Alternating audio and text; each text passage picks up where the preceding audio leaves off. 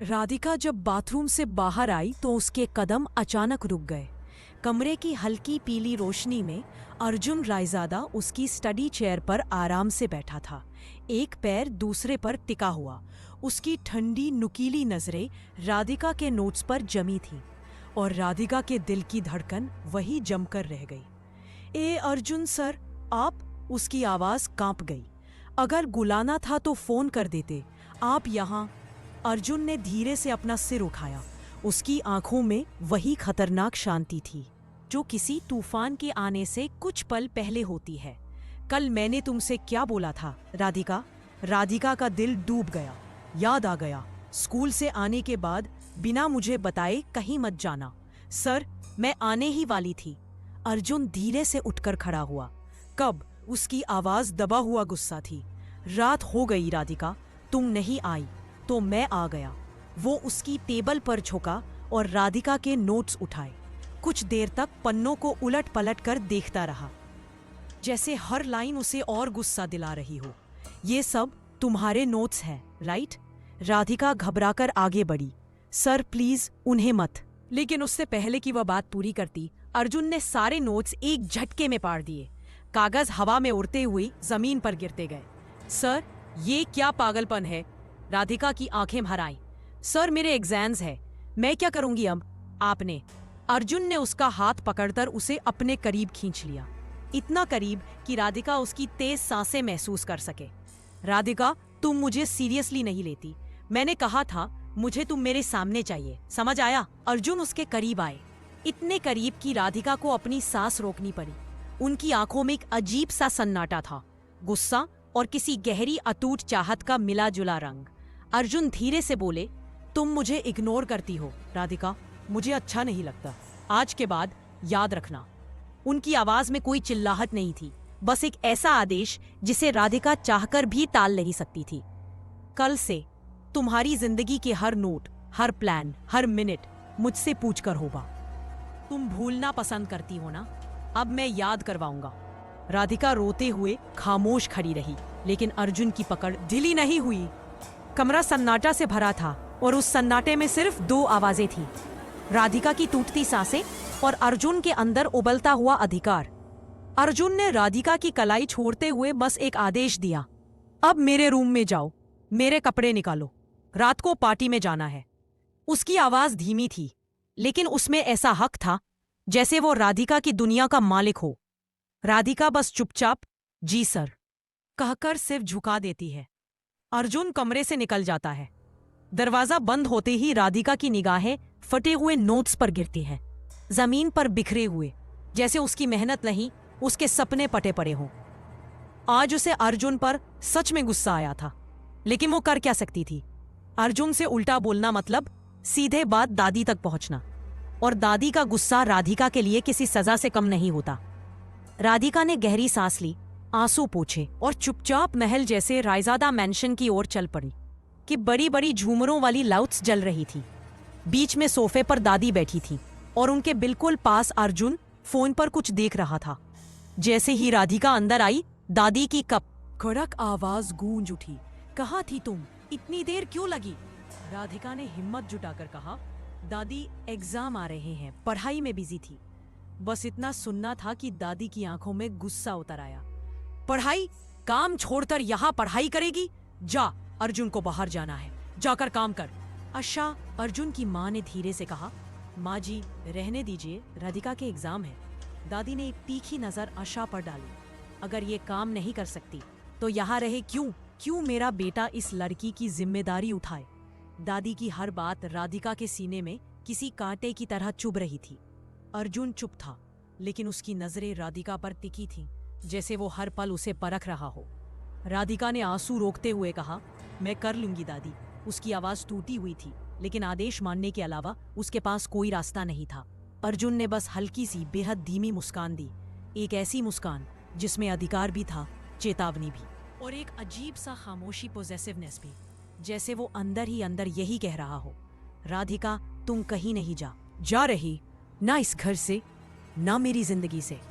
दादी के जाते ही अर्जुन धीरे धीरे सोफे से उठा। उसकी आंखों में वही खामोश आग थी जो सिर्फ राधिका के लिए जलती थी।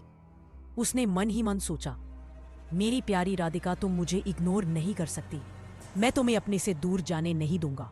मैं बुरा इंसान हूं, पर तुम मेरी हो, मेरी परी। तुम्हारी जिंदगी का हर फैसला सिर्फ मैं करूंगा।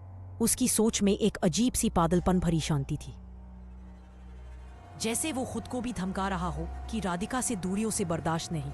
उधर कमरे में राधिका गुस्से में अर्जुन के कपड़े निकाल रही थी। उसके हाथ कांप रहे थे और दिल अंदर ही अंदर फट रहा था। उसने धीरे से पर दर्द से भरी आवाज में कहा, आखिर चाहते क्या है अर्जुन सर? क्यों परेशान करते हैं मुझे?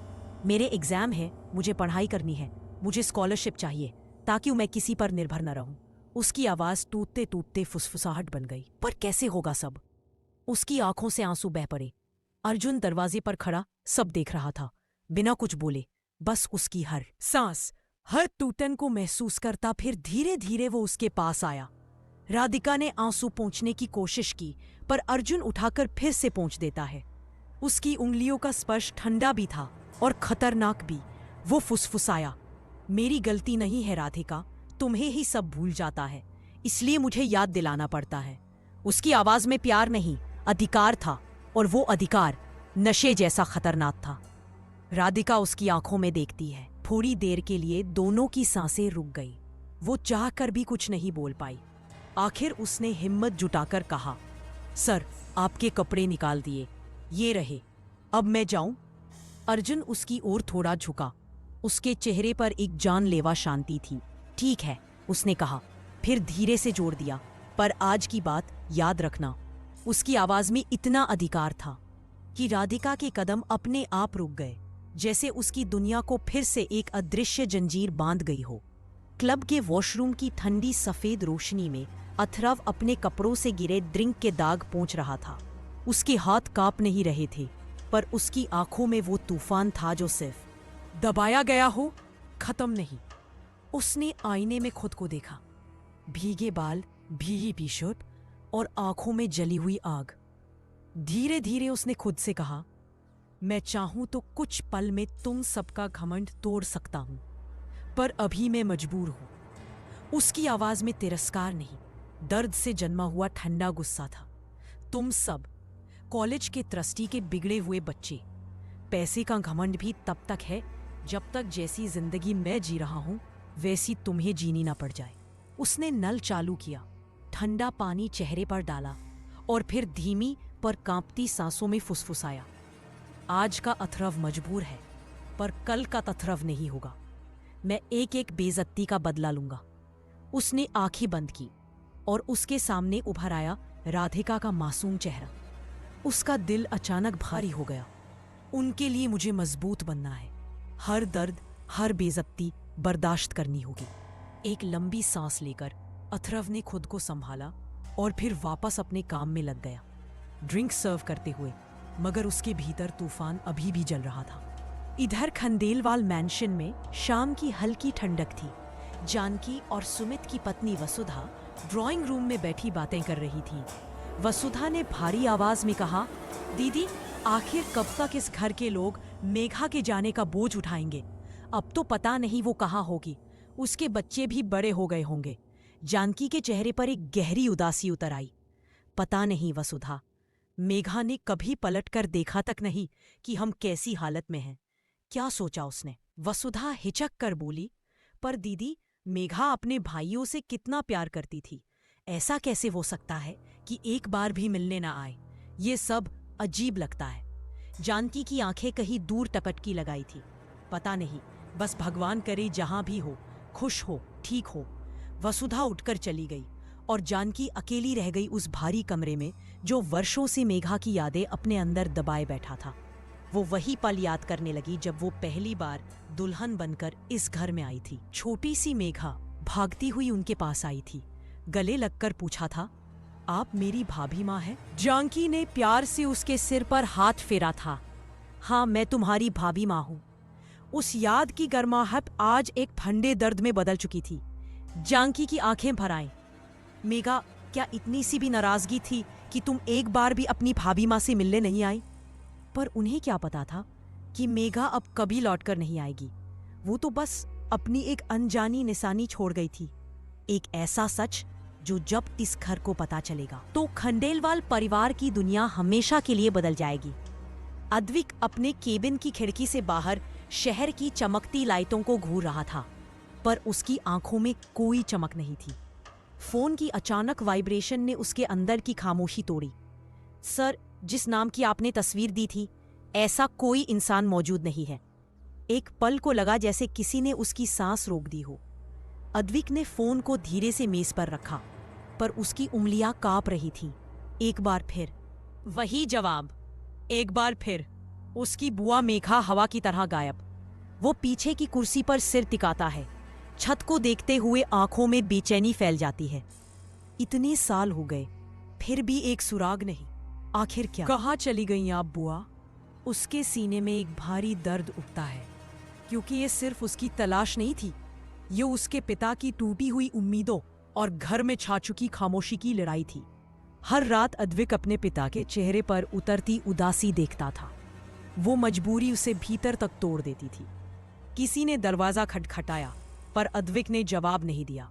उसका मन पहले ही अंधेरे के उस गहरे हिस्से में उतर चुका था, जहां सिर्फ एक ही ख्याल था, मैं हर बार कोशिश करता हूं, पर फिर भी नाकाम हो जाता हूं। पर बुआ, मैं हारूंगा नहीं, आपको ढूंढ कर ही रहूंगा, चाहे पूरी दुनिया ही क्यों न हटा दे आपका नाम। उसकी मुट्ठी भींच गई, क्योंकि अद्विक जानता था उसकी बुआ मेघा की गुमशुदगी सिर्फ इत्तेफाक नहीं, इसमें एक ऐसा सच छिपा है जो पूरे खंडेलवाल परिवार को हिला सकता है। और उस सच तक पहुंचने के लिए अद्विक को अभी और अंधेरे में उतरना था। आगे की कहानी जानने के लिए सब्सक्राइब जरूर करें।